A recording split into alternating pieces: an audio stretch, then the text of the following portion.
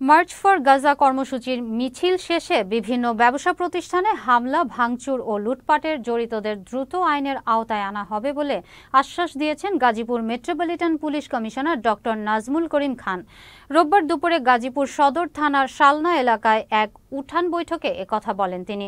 Traffic ব্যবস্থাপনায় শৃঙ্খলা ফিরিয়ে আনা ও অপরাধ নিয়ন্ত্রণের লক্ষ্যে জনসচেতনতামূলক এ বৈঠকের আয়োজন করা হয়।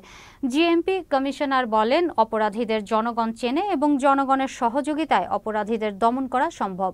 শুক্রবার মার্চ ফর গাজা কর্মসূচির মিছিল শেষে মহানগরীর কোনাবাড়ি এলাকায় বিভিন্ন ব্যবসা প্রতিষ্ঠানে একদল দুষ্কৃতকারী হামলা চালায়। এ ঘটনায় জড়িত ৩ জনকে এর মধ্যে গ্রেফতার করা হয়েছে।